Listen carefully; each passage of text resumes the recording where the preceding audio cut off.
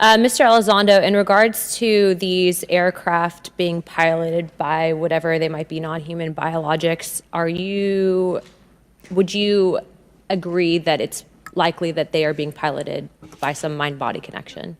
Ma'am, I think it is safe to presume here that they are being intelligently controlled because some cases seem to anticipate our maneuvers, and in other cases they seem to I came across an email where the word "stalked" was used in a very secure email between Navy officers discussing their ships being pursued by a UAP. In our previous panel, we had Grush, and he had testified to say that some of these were interdimensional beings. Ma'am, I'm not qualified, certainly as a scientist or otherwise, to speculate points of origin. I looked at everything from a scientific perspective. So if you look at, for example, instantaneous acceleration, which was one of the observables of the program that I belong to, ATIP, the human body can withstand about 9 G-forces for a short period of time before you suffer negative biological consequences, blackouts and ultimately redouts and even death.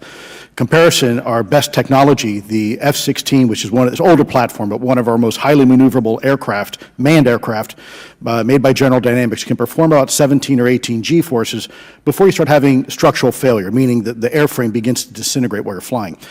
The vehicles we're talking about are performing in excess of 1,000, 2,000, 3,000 Gs. So I guess, would it be safe to infer that they're living craft?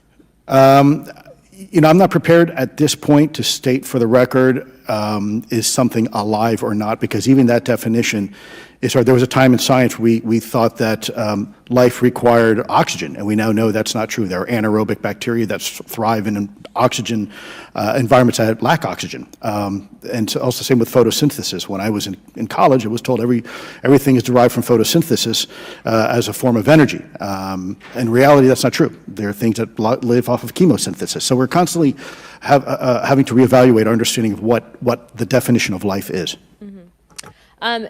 Do any of you ever come across reports from people that claim to have firsthand experiences with these entities, whatever they might be, or these aircraft, and then as a result, whether or not they're religious, find that these things will automatically disappear? Anyone, and this is open to any of you on the panel. So just real quick, because I'm running out of time. Lou?